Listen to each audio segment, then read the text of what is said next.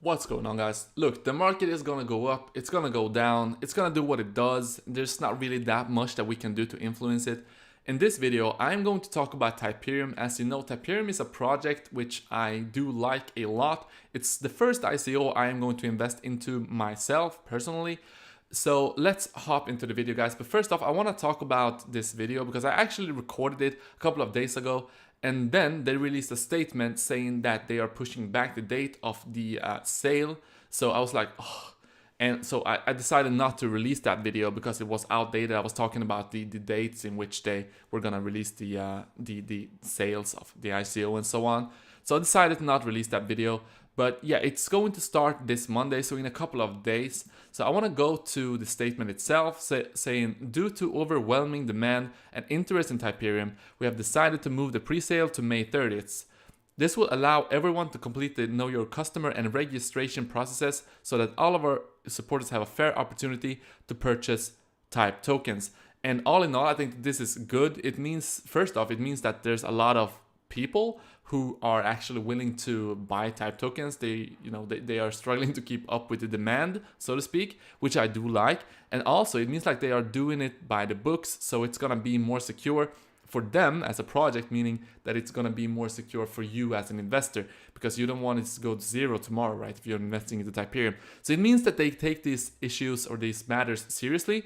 So that's good to see. Now, also, I wanna take this opportunity to give a big shout out to the community, and especially, no, all of you guys, but specifically this time, Matthew Gray and Yodhao, because this was actually back in April. They said, I know I'm new here and I have read the rules, just following suit.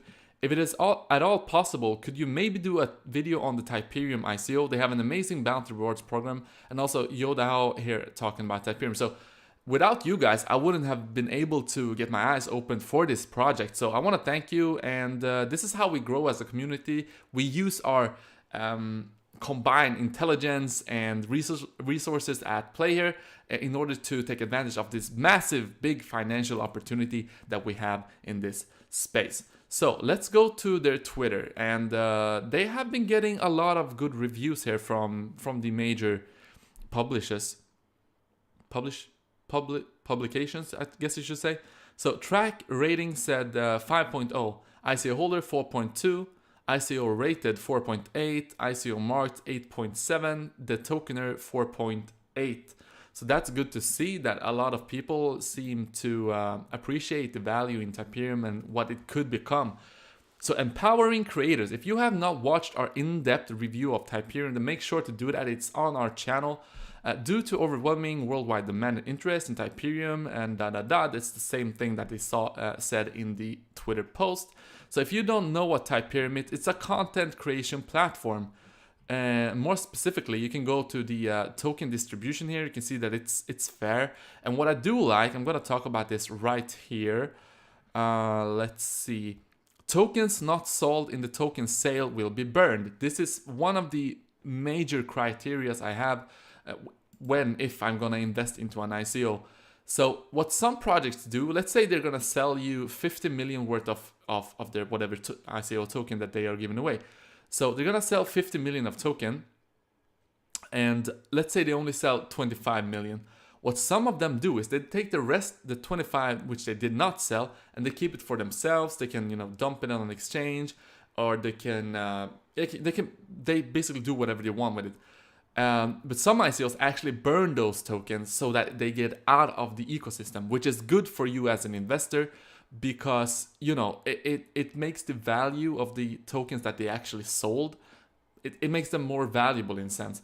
Now, before I go on, I want to say that everything in this video is my own personal opinion. I am not financial advisor, and you should always do your own due diligence and don't just blindly invest into anything because some random YouTuber says so. So everything in this video is just my own personal opinion, guys. Okay, so it's a content creation platform. So what sets this apart from something like Steemit? Because that was my next point. I want to talk a bit about Steemit versus Typerium. So first off, let's talk about the Typerium itself. Why is Typerium needed? Trust and transparency. Building trust in online commerce is hard. Creative content makers cannot reach their audience easily, and the bigger marketplaces don't make information available to marketers and buyers. The creative content application market is underdeveloped. Traditional contracts and licensing are slow and expensive. Normal payment processing is complex, expensive, and slow. Inability to capitalize on the growing blockchain economy. So they got 4 main areas their platform covers. The creative software, decentralized platform for content creators. The marketplace, and this is going to be huge. Faster payouts, higher commissions, more transparency. Social media network, and this is also something that is going to be huge. And they got the integrated system right here. Now, this is also very important. So 85% commission on all sales. 5% of each sale is redistributed through the rewards pool, with 3% going to the content creators and 2% to the users who provide reviews through our trust system.